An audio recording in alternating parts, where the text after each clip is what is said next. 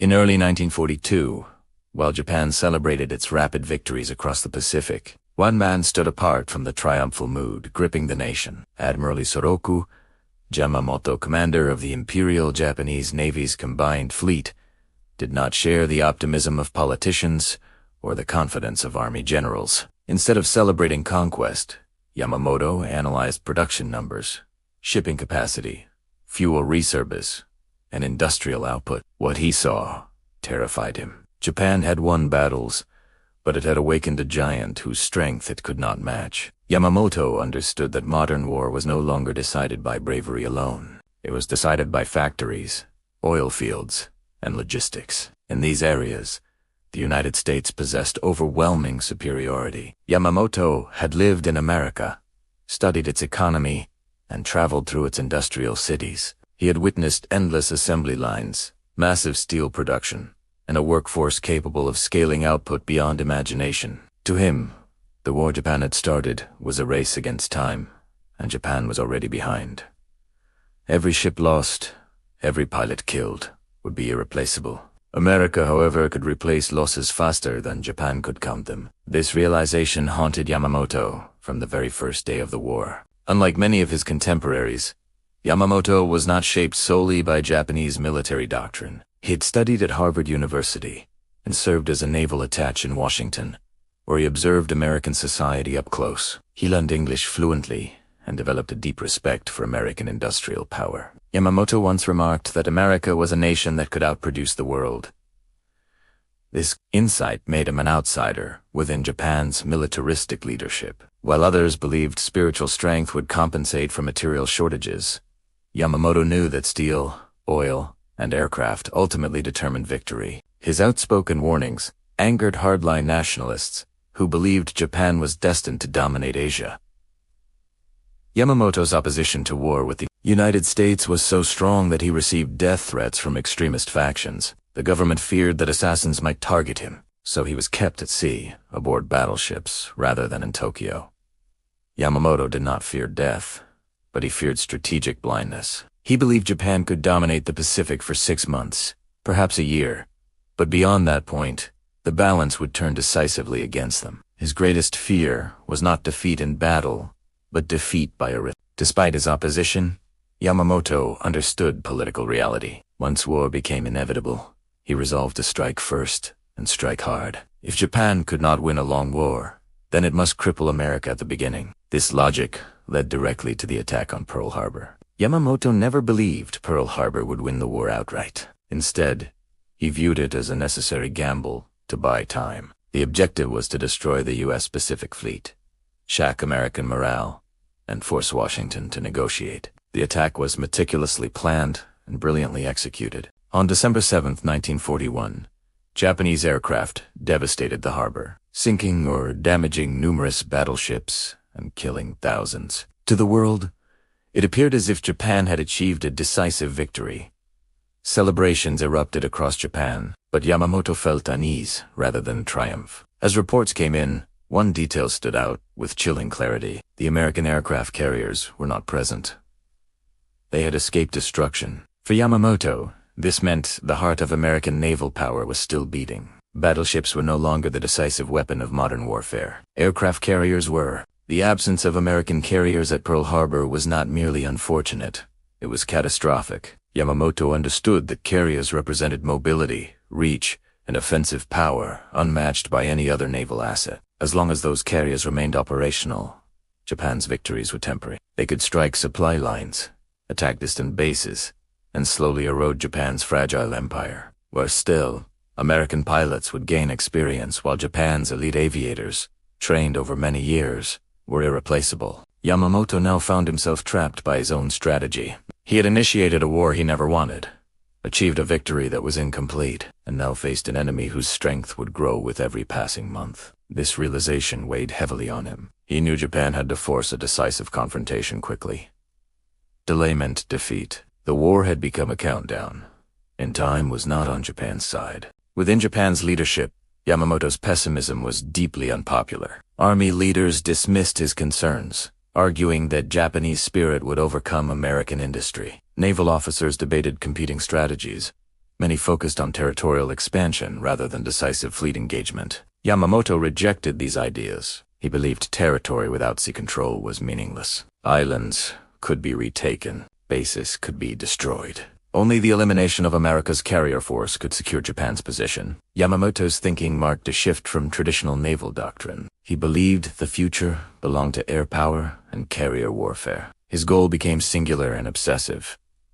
Destroy the U.S. carrier fleet in one decisive battle. Only then, he believed, could Japan force a negotiated peace. Anything less would doom the empire. As 1942 progressed, Yamamoto watched Japan's empire expand rapidly. Hong Kong, Singapore surrendered. The Philippines collapsed.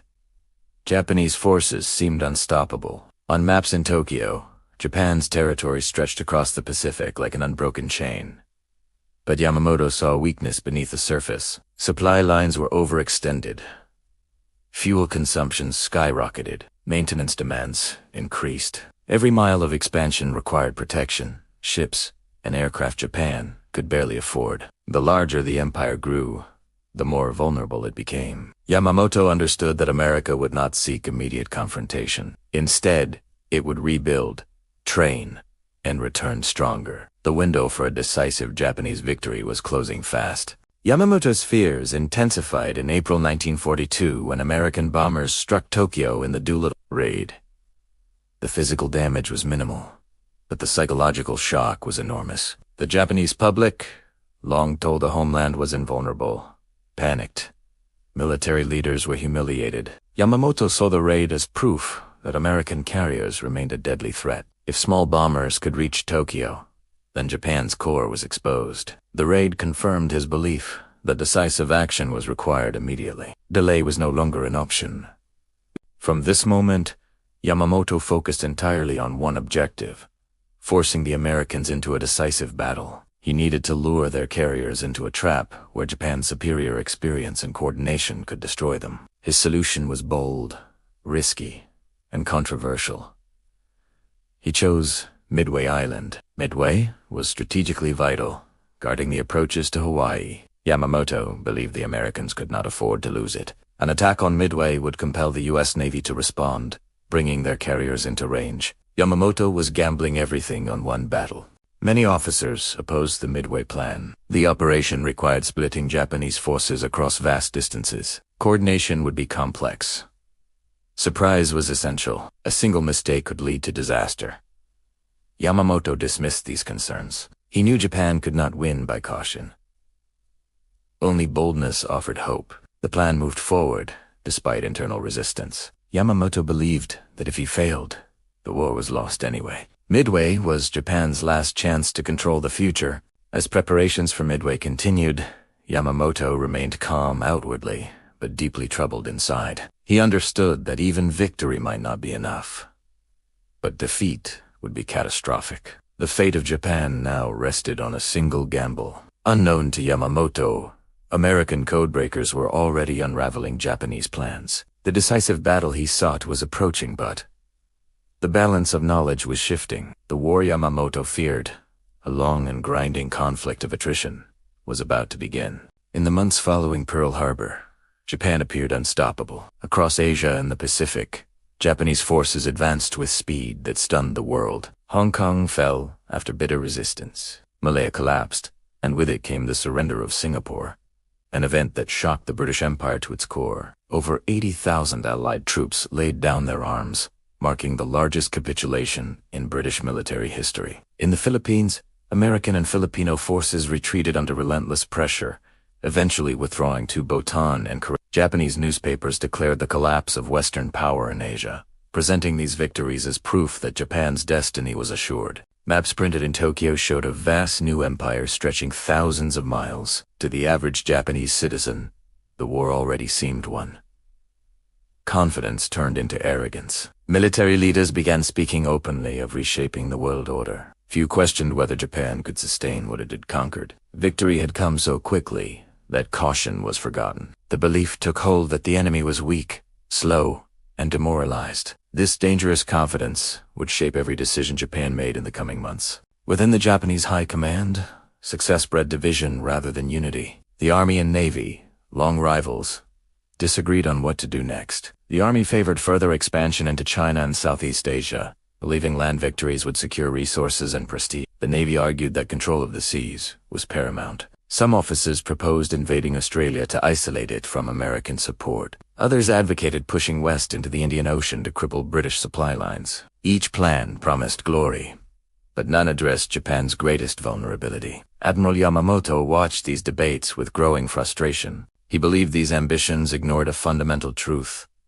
Territory could be taken, but it could also be lost. Supply lines could be cut. Bases could be bombed. As long as American aircraft carriers existed, no Japanese victory was permanent. Yamamoto saw that Japan's leaders were mistaking momentum for inevitability. They believed the enemy would not recover. Yamamoto knew better. He understood that America was only beginning to mobilize, and that every delay strengthened the United States while weakening Japan. The Imperial Japanese Navy still possessed the most experienced carrier pilots in the world. Their victories at Pearl Harbor, the Philippines, and the Indian Ocean raids against British forces reinforced a belief in technical and tactical superiority. Japanese pilots were elite, trained through years of rigorous preparation. Their aircraft, particularly the Zero, had dominated early encounters. But Yamamoto recognized a hidden danger. These veteran pilots were a finite resource. Training replacements took years, not months. Losses could not be easily replaced. America, by contrast, was building a vast training pipeline that would soon produce thousands of new pilots. Yamamoto feared that prolonged operations would slowly bleed Japan of its most skilled airmen. Each engagement carried risk, and each loss weakened Japan disproportionately. Yet this concern was dismissed by many commanders, who believed Japanese skill would always compensate for numerical inferiority. It was a fatal assumption. Yamamoto understood that skill without numbers could not win a long war. As Japanese forces spread across the Pacific, logistical strain became impossible to ignore. Supply lines stretched over immense distances. Fuel consumption increased dramatically. Ships required constant maintenance. Aircraft demanded spare parts that were already in short supply. Every island garrison required food, ammunition, and fuel, all transported by vulnerable shipping routes. Yamamoto saw that Japan's empire was becoming too large to defend effectively. The United States, with its submarine fleet and growing air power, would eventually target these lifelines. Japanese planners underestimated this threat, believing their early dominance would continue. Yamamoto knew that an empire built faster than it could be sustained was an empire destined to collapse. The illusion of strength concealed a fragile foundation. In April 1942, American bombers struck Tokyo in what became known as the Doolittle Raid. Though militarily insignificant, the attack shook Japan to its core. For the first time, civilians experienced the reality of war on the homeland. Air raid sirens wailed. Panic spread. The myth of absolute security was destroyed overnight. Military leaders were embarrassed, and public confidence faltered. Yamamoto viewed the raid as confirmation of his worst fears. American carriers had approached undetected, launched their aircraft, and escaped. If this could happen once, it could happen again. The psychological damage far outweighed the physical destruction. The raid exposed a fatal weakness in Japan's defensive perimeter and reinforced Yamamoto's conviction that American carriers must be eliminated at all costs. The Doolittle Raid transformed Japanese strategy. Calls for defensive consolidation were replaced by demands for decisive action. Yamamoto seized the moment to push his long-held plan. He argued that Midway Island was the key. Located between Hawaii and Japan, Midway was a forward outpost that protected American approaches to the Pacific. If Japan captured Midway, Hawaii itself would be threatened. Yamamoto believed the Americans would have no choice but to respond. This response would bring their carriers into battle. For Yamamoto, Midway was bait. The objective was not the island itself, but the annihilation of the Yusan carrier fleet. Everything would hinge on surprise, timing, and coordination. The Midway plan was extraordinarily complex. Japanese forces would be divided into multiple task groups spread across thousands of miles. One group would attack Midway. Another would serve as the main striking force. A separate diversionary attack would target the Aleutian Islands to draw American attention north. The plan relied on perfect execution. Any delay or miscommunication could prove disastrous. Many officers warned Yamamoto that splitting forces violated traditional naval doctrine. Concentration of power was essential in decisive battle. Yamamoto acknowledged the risks, but believed there was no alternative. Japan could not afford a cautious approach. The war demanded boldness, even recklessness. What Yamamoto did not know was that American codebreakers had made a critical breakthrough. U.S. intelligence units had partially deciphered Japanese naval communications. They were beginning to understand Japanese intentions, including the significance of Midway. While Japanese planners assumed surprise was guaranteed, the Americans were quietly preparing. Yamamoto remained unaware that the trap he was setting might instead close around his own fleet. This imbalance of information would shape the outcome of the coming battle. Knowledge, not firepower alone, was becoming the decisive weapon. As preparations continued, Japan's confidence remained dangerously high. Officers believed Midway would be another swift victory. Many expected the Americans to flee rather than fight. Training exercises reinforced the belief that Japanese pilots were unmatched. Few considered the possibility of defeat. Yamamoto, however, felt an unshakable sense of foreboding. He understood that this battle would decide the war's direction. Victory might prolong Japan's dominance. Defeat would ensure eventual collapse. The stakes could not have been higher. By early June 1942, Japan stood at the peak of its power. Its empire was vast. Its fleet was formidable. Its leaders were confident. Yet beneath the surface, the foundations were already cracking. Overextension, limited resources, and underestimation of the enemy had created a fragile structure. The battle Yamamoto had sought was about to begin. Midway would not merely decide control of an island. It would determine whether Japan's early victories were the beginning of an empire roar, the opening act of its destruction. By early June 1942, the Japanese combined fleet moved into position with absolute confidence. Admiral Yamamoto believed he had engineered the perfect operation, one that would finally destroy American carrier power in a single, decisive blow. The plan relied on deception, misdirection, and overwhelming force. Japanese commanders assumed the Americans were unaware of their intentions and would be caught reacting rather than preparing. What they did not realize was that the United States Navy had gained a crucial advantage through intelligence. American cryptographers had been working relentlessly, piecing together fragments of Japanese naval codes. Slowly, a picture emerged. Midway Island, referred to cryptically as AFE in Japanese communications, was identified as the target when American intelligence deliberately leaked false information about a water shortage on Midway and intercepted Japanese confirmation of the same issue.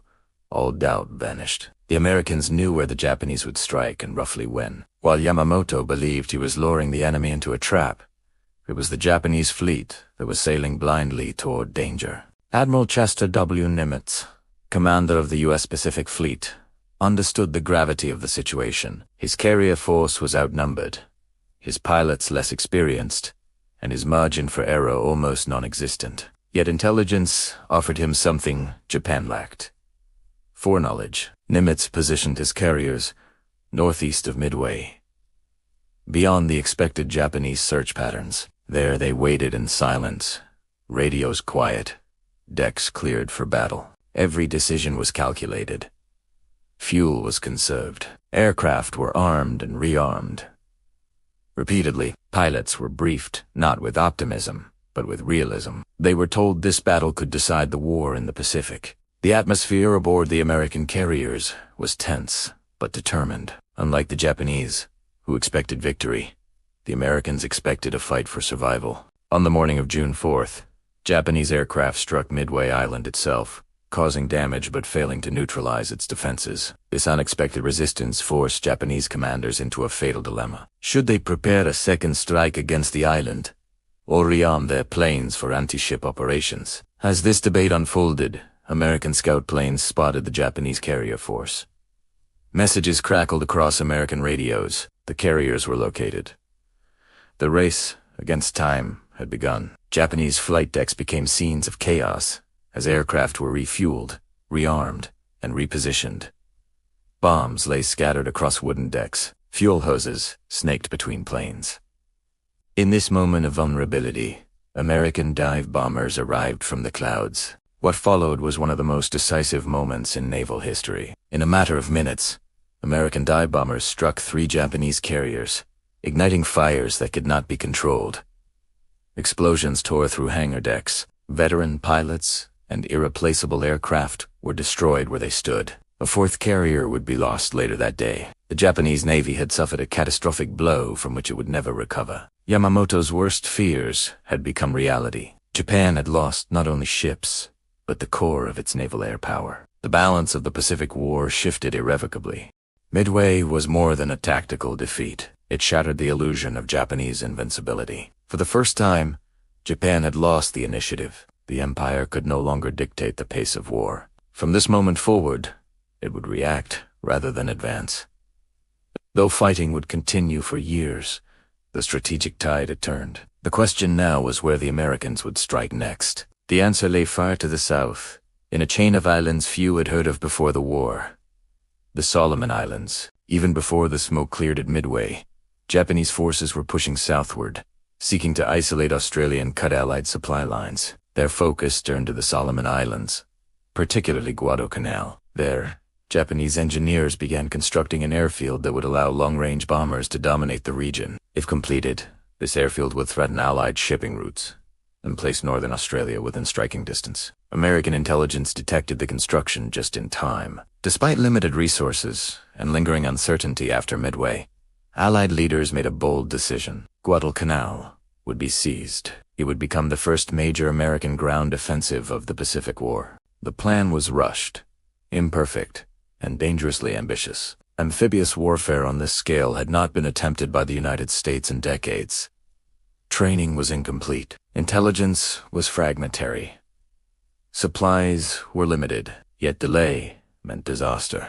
On August 7, 1942, American Marines landed on Guadalcanal, Tulagi, and nearby islands. To their surprise, resistance on Guadalcanal itself was minimal. Japanese construction troops fled into the jungle, abandoning equipment and food. The Marines quickly secured the unfinished airfield, later naming it Henderson Field. It was a crucial prize. Whoever controlled Henderson Field would control the skies over Guadalcanal. Elsewhere, the fighting was far more brutal. On Tulagi, Gavutu, and Tanambugo, Japanese defenders fought with fanatical determination. Dug into caves and fortified positions, they resisted to the last man. Marines were forced to learn hard lessons about jungle warfare, close combat, and an enemy that did not surrender. Grenades, flamethrowers, and hand-to-hand fighting became the norm. Casualties mounted quickly. These early battles stripped away any remaining illusions about an easy campaign. Guadalcanal would not be a quick victory. It would be a battle of endurance. At sea, the situation grew even more dangerous. Japanese naval forces reacted swiftly, launching air attacks and preparing surface engagements to destroy the Allied invasion fleet. American carriers withdrew to avoid catastrophic losses, leaving the Marines dangerously exposed. Supplies piled up on the beaches, vulnerable to attack. Night after night, Japanese ships slipped down the narrow waters later known as the Slot, delivering troops in bombardments under cover of darkness. The struggle for Guadalcanal became a grinding contest of attrition, fought on land, sea, and air simultaneously. Guadalcanal marked a turning point, not because it was easy, but because it was not. For the first time, American forces met Japanese veterans head-on and learned how to fight them. The campaign tested leadership, logistics, and morale to their limits. Victory was uncertain, but retreat was impossible. The Pacific War had entered a new phase. Japan would defend what it had taken. The Allies would advance, island by island, at tremendous cost. Guadalcanal was only the beginning. As the Marines dug in on Guadalcanal, the surrounding seas became a deadly chessboard. Both the Japanese and American navies understood that whoever controlled the waters would dictate the fate of the island. American carriers, though still recovering from Midway, provided limited air cover, while surface fleets patrolled the approaches. Japanese naval commanders, desperate to reinforce their positions and retake the initiative, deployed fast battleships and cruisers to disrupt supply lines. Each night, warships from both sides navigated treacherous waters known as the Slot, engaging in swift, brutal battles under the cover of darkness. Torpedoes streaked silently through the waves, and gunfire lit the night sky like fleeting fireworks. These encounters, often lasting only minutes, were chaotic, lethal, and decisive. The ocean itself became a battlefield, claiming both heroes and casualties indiscriminately. Every ship lost or damaged tipped the fragile balance of power on Guadalcanal. The first major naval engagement, the Battle of Savo Island, occurred in early August 1942. Japanese cruisers and destroyers executed a night attack against Allied forces, exploiting superior night fighting tactics and radar limitations. Meteors for Allied cruisers were sunk and hundreds of sailors perished. Shock and disbelief swept across the American command. Guadalcanal's tenuous hold now faced imminent threat from the sea. Yet, despite this disaster, the Marines held their ground ashore. They understood that losing the island entirely was not an option. Resilience on land intertwined with courage at sea. Both were necessary for survival. These brutal early naval encounters revealed a simple truth. Guadalcanal's control depended on a relentless, round-the-clock struggle. As August turned to September, the Americans learned and adapted. Escort carriers, destroyers, and cruisers coordinated more effectively with Marine forces ashore. Air patrols from Henderson Field began spotting incoming Japanese ships, allowing preemptive strikes. Meanwhile, naval battles grew increasingly complex. Fast-moving destroyer engagements, kamikaze-style torpedo attacks, and ambushes became common. Each side tested new tactics, trying to exploit weaknesses in the other. Supply runs became deadly gambles. Ships arriving with reinforcements risked destruction or total loss. Guadalcanal was no longer just an island. It was the focal point of a high-stakes strategic chess match where every move could change the Pacific War's trajectory. The Americans' advantage began to grow as Henderson Field's aircraft gained more sorties. Bombers and fighters could strike Japanese naval forces before they reached the island, inflicting damage and disrupting reinforcements. Night battles still favored Japanese tactics, but the tide slowly shifted. Destroyers and cruisers learned to coordinate, combine radar tracking with aerial reconnaissance, and anticipate Japanese maneuvers. Guadalcanal became a symbol of endurance, a place where perseverance, ingenuity, and adaptability were as important as raw firepower. The waters around the island were littered with wreckage and haunted by the memory of those lost in sudden, violent strikes. By late 1942, the naval struggle began to favor the Allies decisively. Japanese losses, both ships and experienced sailors, mounted while American logistics improved. Henderson Field remained operational, and supply lines became increasingly secure. Guadalcanal was no longer a vulnerable foothold, but a launching point for future campaigns in the Solomon Islands. Naval control, hard-won through fire, steel, and strategy, became the foundation upon which the Allies could project power in the Pacific. Yet the war was far from over the skies. Above the island threatened to undo every gain made at sea. While naval battles raged below, the skies above Guadalcanal became an equally deadly theater. Aircraft from both sides fought to establish dominance over Henderson Field and the surrounding seas. For the Japanese, air superiority was essential to protect supply convoys and isolate the Marines. For the Americans, it was a matter of survival. Every sortie carried immense risk. Planes were often overloaded with bombs, flying long distances over water with limited navigation tools, facing enemy fighters waiting in ambush. Pilots learned to rely on both skill and instinct. Dogfights erupted within seconds, tracing dizzying spirals of death across the sky. The roar of engines, the whistle of anti-aircraft fire, and the explosions of bombs created a symphony of chaos, each note marking life or death. Henderson Field, now fully operational, became the centerpiece of American air strategy. Fighter aircraft patrolled relentlessly, intercepting Japanese bombers before they could reach the island. Dive bombers and torpedo planes coordinated strikes against ships attempting to resupply Japanese forces. Losses were heavy on both sides, but American pilots gained invaluable experience. Every engagement taught new lessons in formation flying, evasive maneuvers, and combined arms coordination. The air war above Guadalcanal demonstrated that control of the skies could dictate the fate of the land battles below. Pilots' bravery and endurance became the deciding factor in countless skirmishes, often tipping the scales of victory or defeat. Japanese aviators, while highly trained, faced unprecedented challenges. Long-range missions left them vulnerable to fuel shortages and mechanical failures. American anti-aircraft defenses, combined with constant fighter patrols, inflicted heavy attrition. Despite initial successes, Japan struggled to maintain air superiority. Bombing raids often failed to hit critical targets, and reinforcements were delayed or destroyed. The loss of experienced pilots, irreplaceable in the short term, compounded Japanese difficulties. Guadalcanal became a war of attrition in the air, with each side suffering mounting casualties, while striving to gain temporary control of the skies. Innovation became crucial. American forces experimented with combined arms tactics, coordinating dive bombers with naval reconnaissance, timing attacks to maximize impact on Japanese shipping. Pilots flew multiple sorties per day, often with minimal rest, while mechanics worked around the clock to keep aircraft operational. The Pacific sun and tropical storms added further danger. Despite exhaustion and high casualty rates, American aircrews adapted faster than their Japanese counterparts. Their resilience underscored a broader shift in the Pacific War where experience, coordination, and adaptability increasingly mattered more than raw skill or numbers alone. By the end of 1942, Guadalcanal's air war had changed the trajectory of the Pacific conflict. Henderson Field remained in Allied hands, allowing sustained air support for Marines and naval operations. Japanese losses in pilots, planes, and morale made further large-scale offensives increasingly costly. Air supremacy, gained through relentless effort and strategic foresight, became the foundation for future campaigns in the Solomon Islands and beyond. The sky, once a domain of Japanese dominance,